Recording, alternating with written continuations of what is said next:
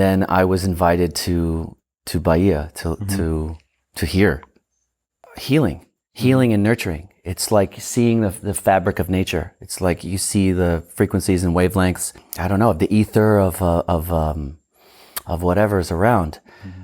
Well, it's a lot of work to break apart 400 kilos of vine. You know, we just want to be healthy. It's like, is the vegan diet, is that the healthiest? Is it healthiest to just eat fruit? Is that what's going to like nurture my brain the best, or what's the best thing for me? If you love music, there's a music in the soul of people here. If you love nature, this is the highest biodiversity in the world. This is another interview, this time with Professor X.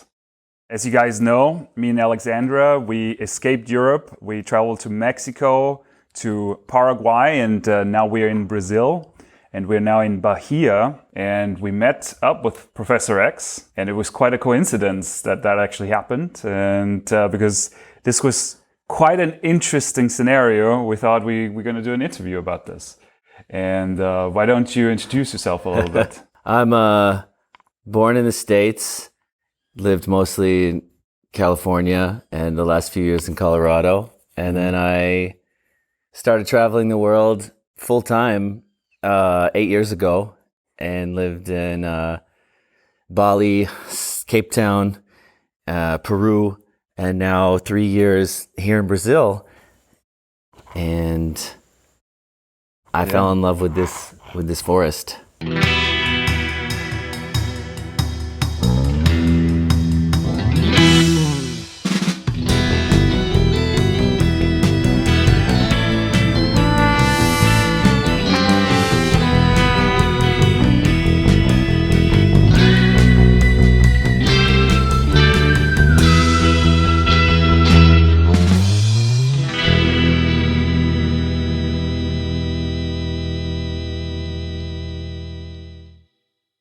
So you always got around a lot, like lots of different places. Always loved just more and more traveling. Right after college, you did the backpacking across Europe. You know, got to go to Italy first, then France, then Spain. You know, the first stops, and then I got a little more adventurous. Eastern Europe. You know, next time like the Balkans, Ukraine, Turkey, and then first time you go to Asia, of course you just go to Thailand. You know, and then the second and third time, Cambodia, Vietnam, Indonesia, Singapore, and then South America. I lived in Costa Rica and Peru.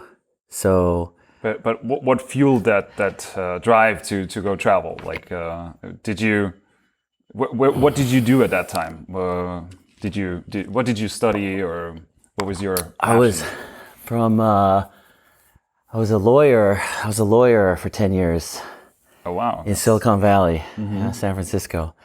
But these last 8 years, it was like, I left the United States because I was afraid of Fukushima radiation. Oh, okay. They were like, they were going to fix it. They were going to fix it. And they were like, the CCT cameras were just showing the reactors, and they were literally like steaming all the time and like arcing, like plasma arcing.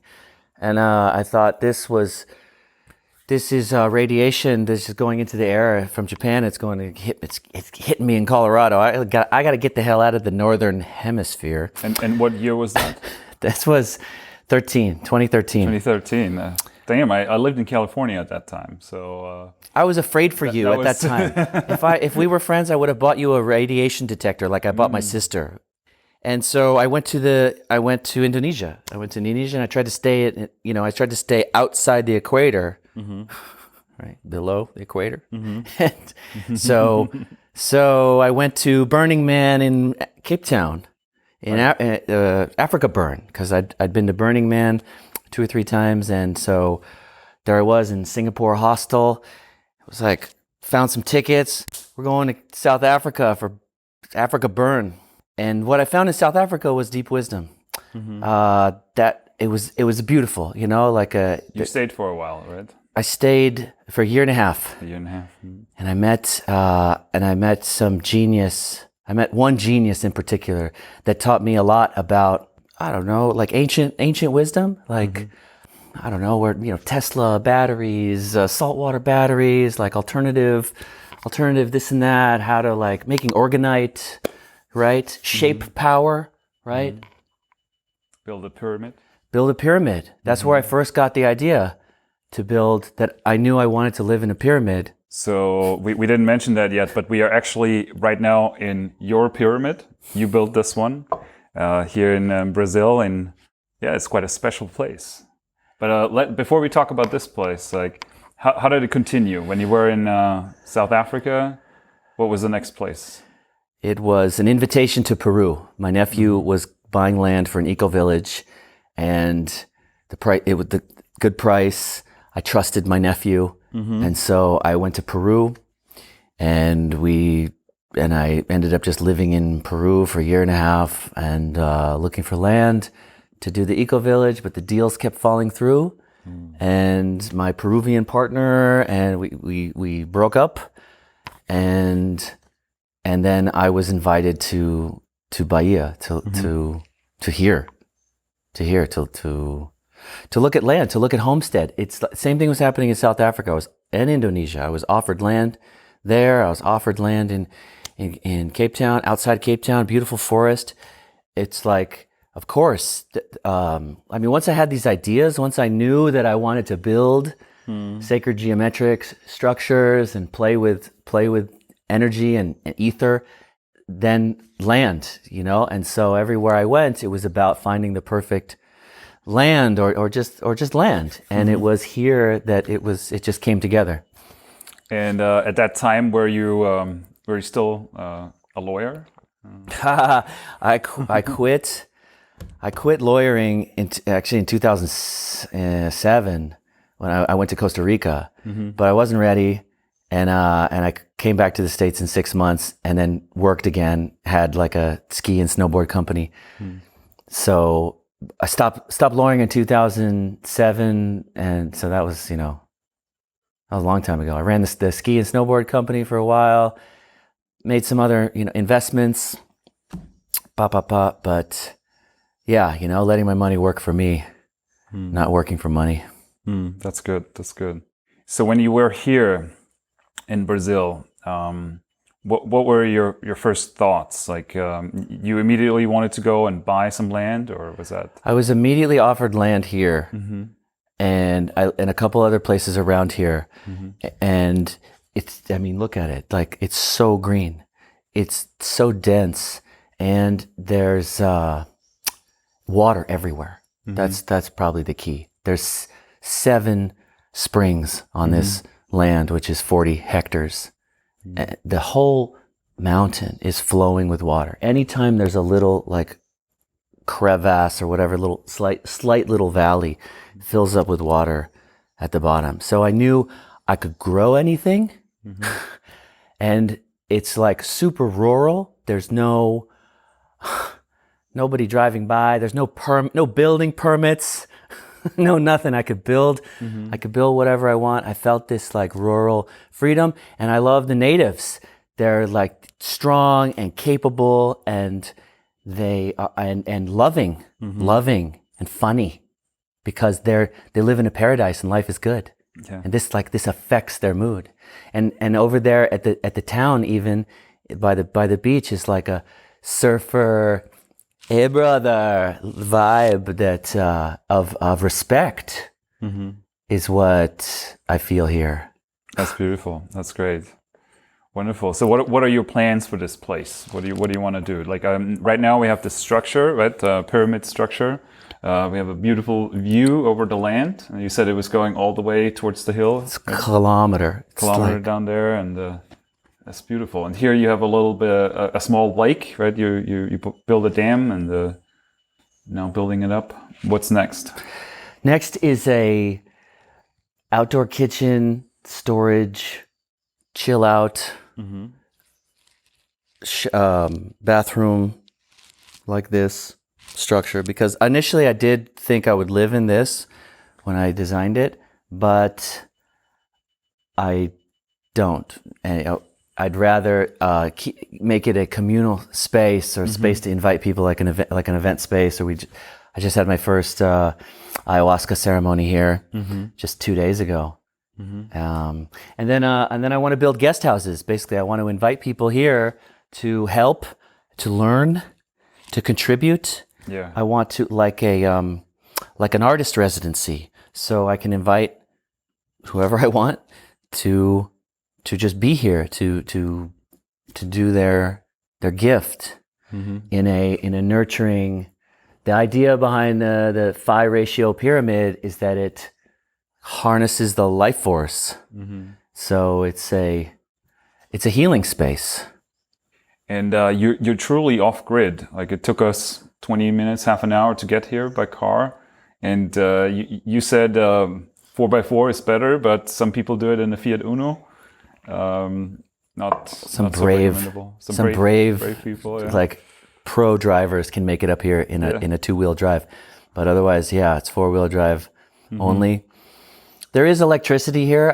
I run electricity from my neighbor 500 meters, yards, Americans, and so I don't know, I'm not completely off grid yet, but we're off the cultural grid or the That's for sure. the matrix or whatever. But I'm gonna generate my own electricity because as a backup, either solar or micro hydro, because I have running water here. I have little streams, and I can harness Wow, that's awesome.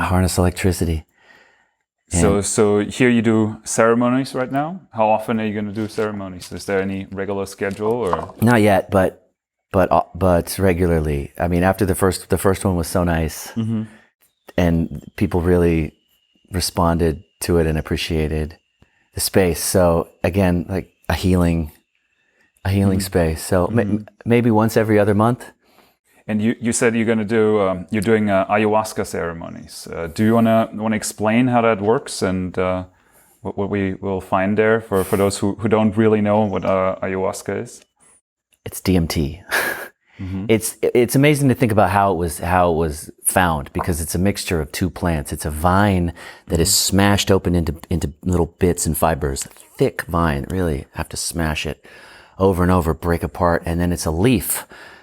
And so these two, and massive amounts, like hundreds of kilos or whatever, put together and cooked for 4 or 5 days.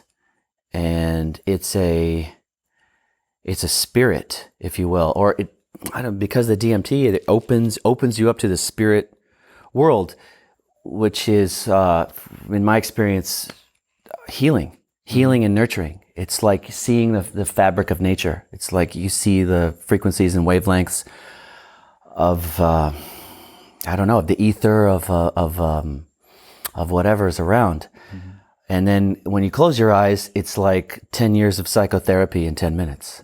It's like a deep understanding of kind of how you are, why you are, and that can be good things and bad things in your past, and it allows you to like process and kind of come to peace and forgive yourself, forgive others, and then coming out into this beautiful awareness of the frequency of reality, which is like nurturing, ultimately, Pachamama, Mother Earth, or sometimes ayahuasca is described as the grandmother teacher, whereas San Pedro, the cactus, mescaline, or peyote is the grandfather. They're teachers. That truly sounds like a lot of people could profit from that, especially in the world that we live in right now. It's a huge business in Peru, ayahuasca tourism, blah, blah, blah, microphones, professional singers, and, expensive and blah, blah, blah. So yeah, you were talking about like big, like hundreds of people together with like speakers and microphones, and they're doing the ceremony. And that is one option. And that's like what, unfortunately, maybe whatever, for whatever reason, some people encounter that first. And then the other option is to find small intimate groups with, the donation based. I really like this when I find somebody who is willing to take the chance that I'll say, well, here's very little money or something, but I never do. If when the shaman in Peru told me it was a donation, and I felt so privileged and so grateful that I gave him 5 times what normally people would give him, you know. That was your first experience with ayahuasca, right? Yeah. I think you told us that you went to some ruins at that time. In Peru, yeah, into the ruins at night, into the Inca ruins, where they'd had done ceremonies for who knows, hundreds, thousands of years. What an opportunity! That sounds beautiful. And you also you harvested it yourself, the ayahuasca. You said it was 2 plants, right? One is the DMT. And the other one, what does the other one do? I think it suppresses your body's metabolizing of the DMT. So it's like, it affects you longer. Your body's, I had a chance to spend 5 days and make ayahuasca with probably 8 or 9 people. How does that work? Well, it's a lot of work to break apart 400 kilos of vine. So it takes days, and so the men are smashing the vine open, and the women are cleaning each chacruna leaf individually, and then cooking, praying, cutting wood for the fire, and keeping a fire going for 5 days. And then drinking ayahuasca while you're working during the day. So you're not like, you know, your safe little bubble in your ceremony and your little comfortable thing. But I mean, not to take anything away from the difficulty of like each ayahuasca ceremony, because it can be super intense, but then try, like, you know, getting up and chopping wood while in this state. It was fun. What I remember right now is, I think what's particularly interesting about you is that you wouldn't necessarily like fast before you do ayahuasca, and also you're not the typical New Age guru. You have a special diet that not too many. In Peru, that they tell you, like, oh, eat light, don't eat all day before the ceremony, and just eat fruit or vegetables. And I was vegan, and I did that, and I had that experience. I was like full vegetarian, vegan, whatever, everything. How long? Raw for years. For 3 years, and then for 3 years totally strict, and then for like a year or 2 not so strict. I couldn't resist some ceviche here and then, or like some meat on a stick, but So you felt the craving, but there was something. I've shifted after being vegan, or being like, basically being a raw vegan. I found carnivore people, and they looked amazing, and they were bright, and they were healthy, and That's quite a shift, huh? started, and so I experimented with it, because it's like body hacking. It's like, what is healthy? You know, we just want to be healthy. It's like, is the vegan diet, is that the healthiest? Is it healthiest to just eat fruit? Is that what's going to like nurture my brain the best, or what's the best thing for me? So I have the discipline to try different things. So I tried carnivore when I saw this, and I felt great. And then after a couple months, I tried primal, raw meat. And I felt even better. And I started regenerating.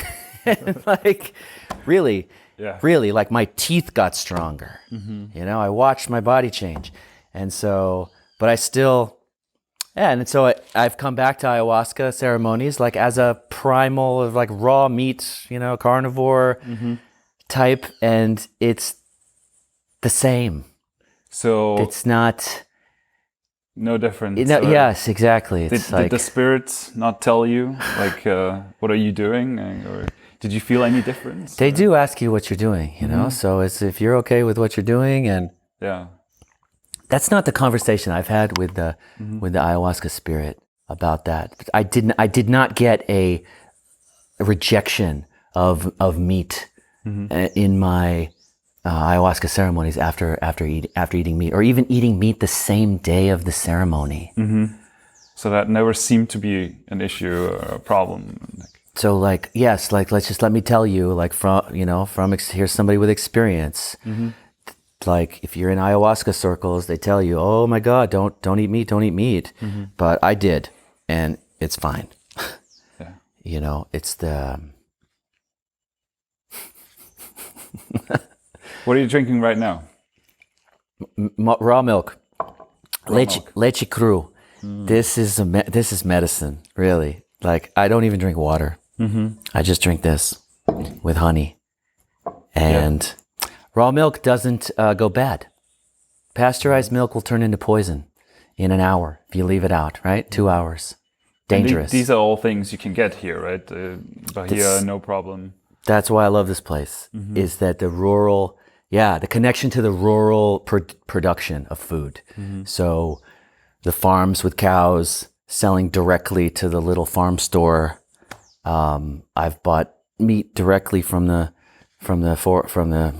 rural, and obviously all the fruits. Like, everything I eat is whatever. Meat, chicken, fish, eggs, milk, honey, all local. Vegetables? I don't eat any vegetables. No vegetables. I know this isn't like a diet channel. No, this is not. But it's still interesting. They're not necessary. I've found 2 years no vegetables. How am I doing? Yeah, I personally talk a lot about the paleo diet, and paleo is very similar, right? We eat a lot of meats and fish, right? Usually you try to go for the organic growth. You make sure that it's mostly natural. You have eggs in the morning. You do have your bacon. It comes also with organic vegetables and fruits, but depending on how you feel, you can eat more or less of them. You could even be paleo vegan if you wanted to. You end up not consuming a lot of things anymore, but can you be paleo and not eat vegetables? Yeah, sure. Right, because it's like it's just like the sufficient protein and fat. Yeah, the idea is you wanna go with things that are natural, organic, and the idea of paleo is like we believe that agriculture, like the mass agriculture of grains, of all these products like noodles, rice, pasta, the potatoes. Wheat, that's not natural, and that's probably not the food that you want to. It's been denatured. It's been processed with heat, which kills vitamins. It's it's likely GMO.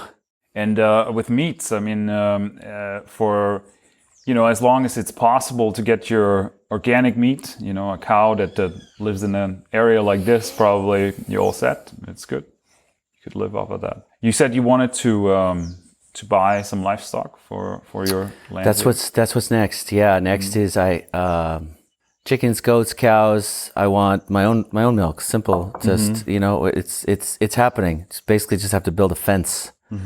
But there's my milk, cheese, and could be meat.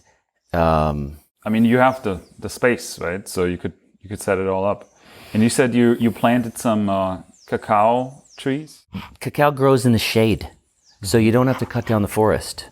So you just clean the bottom of the forest, and this is the coast. This is the cacao growing region. So it's very special that cacao grows here, right? Because it only grows in like Peru, Ecuador, West Africa, maybe Indonesia. And it's a magical, beautiful tree as well. Like walking through a cacao forest is very special. The way the cacao grows off of the tree, it's like this ancient thing. It's from the Amazon. It's not from here, but it grows here. So yeah, I planted 300 cacao already, and 100 coconut trees, and about 100 other fruit trees. And I'm just getting started. So what is driving you at the moment? Like, your outlook, like why do you think in times like these it is necessary to start working your own land? Well, it's like responsibility for knowledge, basically. So if you have sufficient knowledge, then you have responsibility to use it.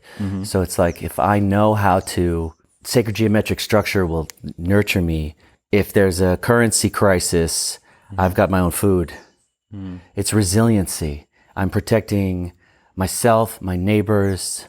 We're not relying on complex systems. We're resilient.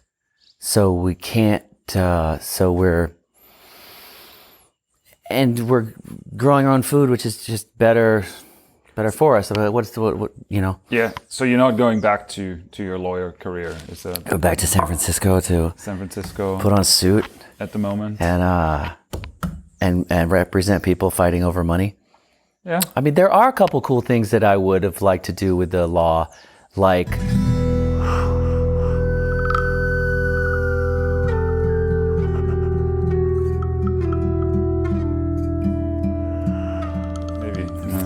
interesting, huh? So we were talking about the right, and I think we were talking about the other day about the Vedas and the Vedic principles, and I think you told me there's like different levels of existence that are in there. Do you have any? Can you explain that to me a little bit? How that works with the Vedas? I'm not a total expert, just like know a little bit about, but higher beings, higher evolved souls, other realms. The Veda describe multiple 7, 9 realms above us, and then more realms, like another 5 realms of Vishnu and these other creators, and then realms below. And the Jain Buddhists, which is like kind of like similar to Vedas, they call this place. This is what the Vedas call this realm Jambudvipa, and it's like the place where we learn. And the Jain Buddhists said the same thing, that like other realms are filled with like other things going on, whatever, expressions, I don't know, like a place of like realms of contemplation, but like this is the realm of learning, right? So it's that's what we're navigating. Here we learn. What is this? The realm of the heart, right? Earth rearranged is heart. So this is the heart realm. So this electromagnetic frequency is stronger than this one, right? Yeah. So it's like, and what happens here? It's like your vibration gets resonated back to you. So what do you learn here? To come from your heart, trust your heart, and your gut also, right? Danjian. Chinese, Qigong, Tai Chi, all that. I've heard heal your gut and heal your body. Right? Yeah. So what you eating basically affects your gut, right? And then that affects your system in that sense. Because because it's your brain. Your brain is being like a fed. second brain or something. Right? There's more, literally more neurons in your stomach than your brain. But to your question of like what the Vedas say this is the end of the Kali Yuga, which makes sense. This like intense, like evil exposing itself, right? But the Vedas would also say like evil and good are part of the same, like helix, same coin, and that just in balance. But in this. The Vedas make sense to me because in this epoch that we're in, it seems as though, just like the Vedas are saying, is that the demons are being allowed to kind of show themselves and run around before like a judgment. You said Kali Yuga. Is that like a time period? Or? It's an age. Yeah, it's like the procession of the ages. I think it's like I can't remember exactly. 2,000 years, 1,000 years, something like this. And it's also unclear if we're going like back into Bronze or Iron Age, or like we go straight into Golden Age. And that's what I'm hoping for, is that Golden Age incoming. 4 years, like basically in 4 years something is 2025, 2027. Mark Knight, Wakey, my other Vedic astrologer friend, who's here. Yeah. Nice. That might be a good transition here. Like just earlier, you said we're not south of the equator; we are outside of the equator. What do the Vedas have to say about that? The Vedas.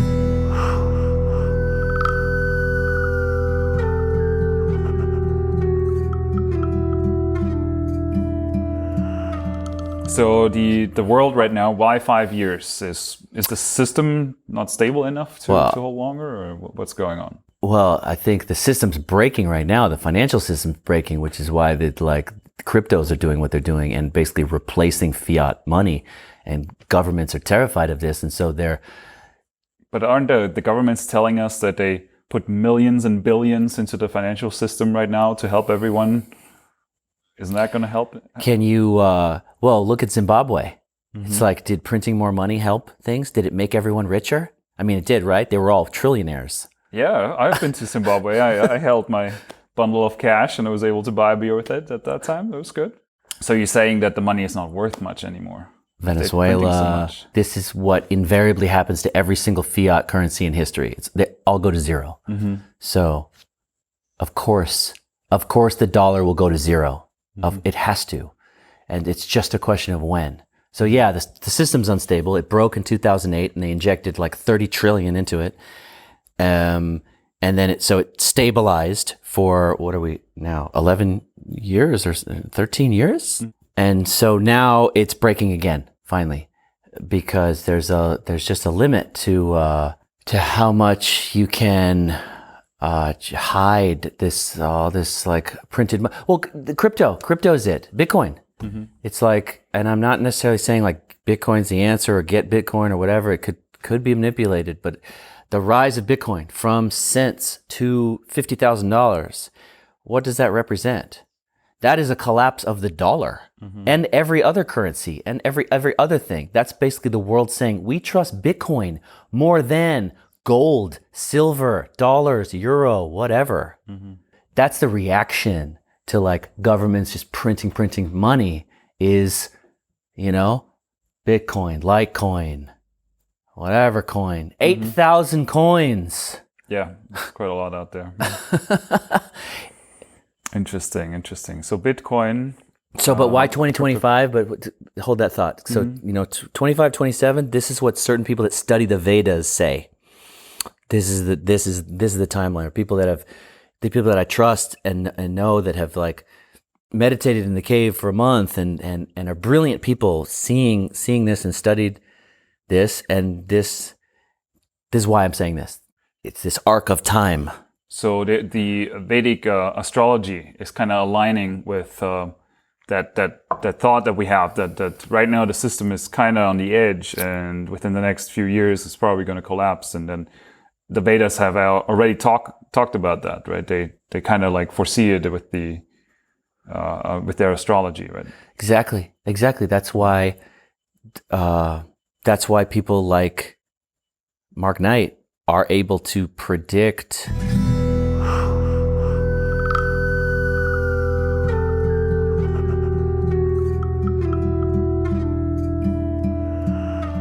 It's quite something.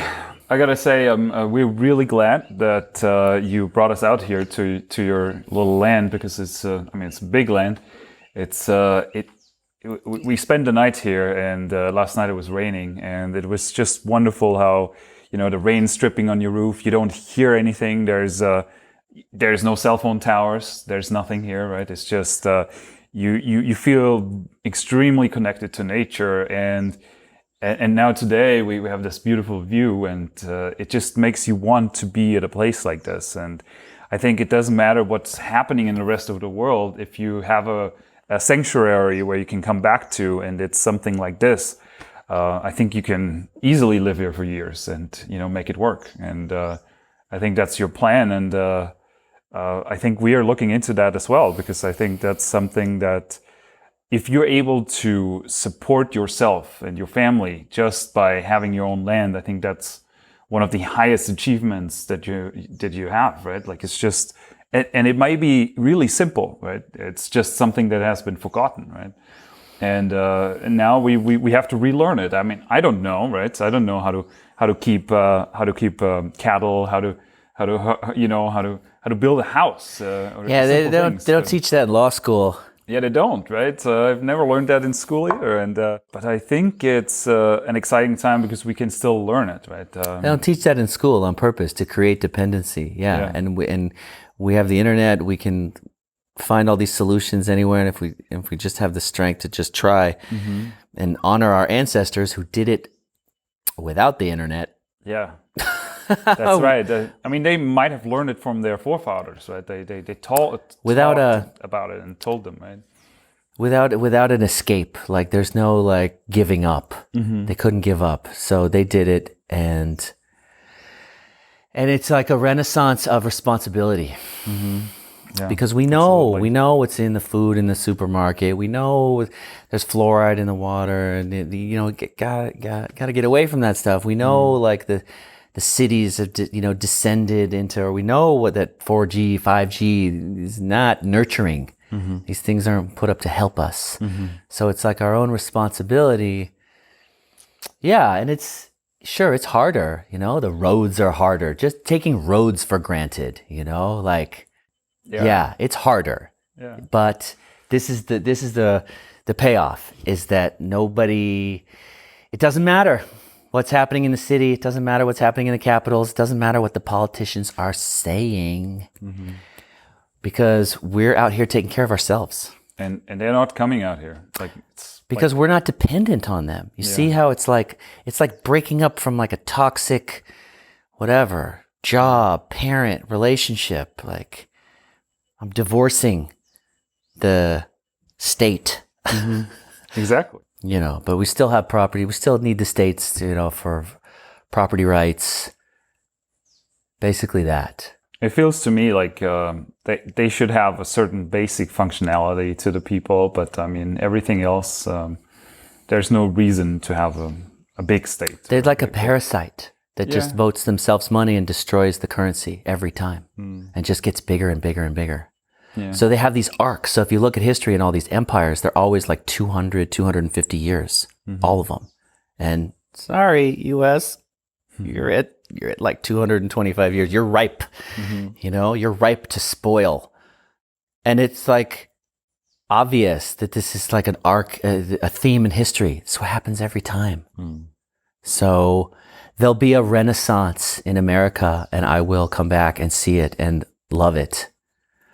As maybe as a visitor, who knows? But it's got to go through its lesson. Its lesson that everybody has to learn. You can't trust pharmaceutical companies. You can't trust, governments that just print themselves money from your treasury. But you can trust your own labor on your own land. That's gonna work out, right? Cows and cacao. Cows and cacao. It's actually simple, but it's just a little discomfort, for temporary discomfort. But you got to do the work, or not, or you just have the money and you just commission all this. Imagine, you can build anything, and that's the beauty of taking your wealth in the States, your inflated dollar wealth, and bringing it to places in South America, or your inflated European wealth, right? Bringing it to Asia or South America, where you buy 10 times resources. How much would you think you would have to spend on a land that can sustain you, like something where you can live off of? You need half a hectare will take care of you. And in rural Bahia, the minimum you can buy is 2 hectares. And like an average price is like $2,000 a hectare. So $4,000 for land. And then you could build something crazy like this that takes a long time and takes a lot of labor and is expensive. But still only costs $30,000. So that means you can build like a simple house to have it done for you for 15,000, 15,000. Nice house done. And then you've got hectares, you get some chickens and some cows. Like, it's never cold. It's never cold here. It's like, it's not cold. What about the winter? Coldest, this is the middle of winter. We're in the middle of winter, and and we don't wear shoes. And the coldest it gets here is like You may have to put on a shirt. We just did, right? Yeah. Well, wonderful. That sounds great. So with like $20,000, maybe 30,000, depending on what you want to build, you could have a very basic life with your own property, far away from anything, and could probably make a living with it somehow. Like you could. There's a farm. There's a farm for sale. I just looked at $20,000. It has 2,000 cacao trees, and it produces like almost like $1,000 a month in cacao, and or maybe 500. Let's say 500. Even if it's $400 a month, basically, it pays for itself in just a few years. So it's like yes, you can buy productive farms. You can buy productive farms pretty cheap. That's great. Yeah. For everyone who is interested in that, I mean, you just have to look into it. Sometimes it means you actually have to come here, because a lot of these things here are not on the internet, right? Like you have to know people, talk a little bit. The internet find lands are much more expensive. Yeah. Online, usually the deals are made for foreigners, so it's you'll pay the extra foreigner tax. But I think once you are here, just even for a few weeks, you'll meet so many interesting people, and you'll have the opportunity to look at properties and negotiate and find yourself a good deal. Or imagine just renting. You could literally rent a farm for a fraction of it. Test it out. Try it. See how it works, if it works for you.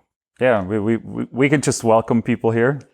I think you would agree. For who is this? Who should come to Bahia, to Brazil, South America? Well, if you love freedom, if you love music, there's a music in the soul of people here. If you love nature, this is the highest biodiversity in the world. One of the highest, right here. If you appreciate nature like that, if you're strong enough, or to adventurous enough to learn a language, to be uncomfortable, to not know what's going on sometimes, to trust that you're safe, even if you're around like poverty or whatever. It's like, actually, that's wealth here. It's kind of funny, but that used to be something that scares me. And in the States, in a city, poor people are desperate and can be dangerous. And I've been in South Central LA and East LA and these places, and I've been aware of danger because people have nothing, and so they want to take it from someone else. And so I associated like poverty with danger, whereas now it's like there's like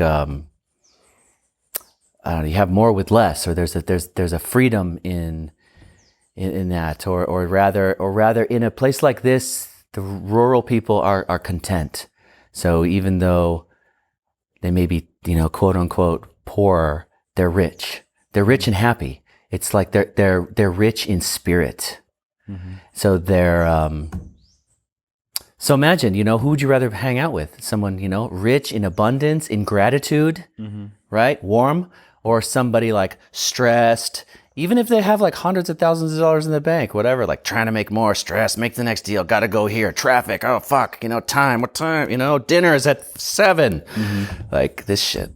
I think you can learn a lot from these people here, right? Especially about nature, like just simple things like how do you get the coconut from the palm tree? How do you climb the palm tree? How do you get it down? How do you open the coconut?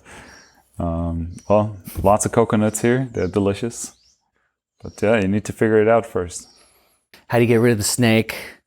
What fish clean the water in the pond? What grows well with other things? Banana and cacao grow really well. This like, yeah, is it going to rain? When do you plant? When do you harvest? This kind of intelligence, that serves you, serves your quality of life, immediately. Yeah, true intelligence right there. Professor X. Thank you, sir. Thank you for coming and Thank sharing. you for having us here. It's a beautiful place.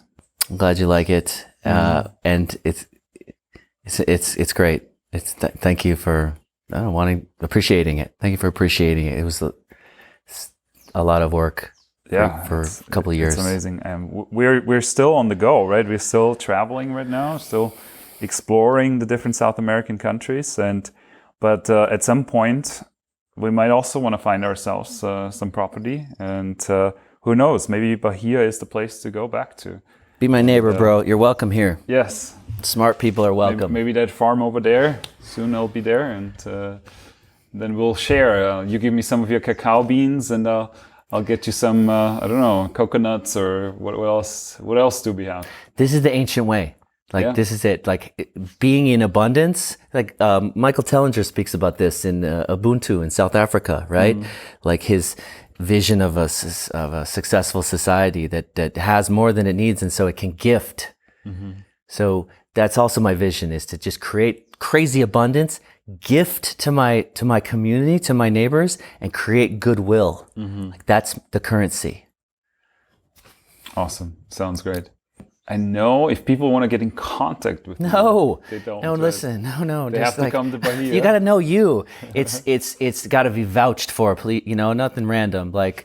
Something in contact. We know common people. That's why you're here. That's right. So, So if you're ever interested in coming to Bahia and meeting Professor X, you first have to talk to me, and then I'll give you a questionnaire, and then maybe we'll see. We spiritually fact check you, and then maybe at some point you can meet up with this great guy.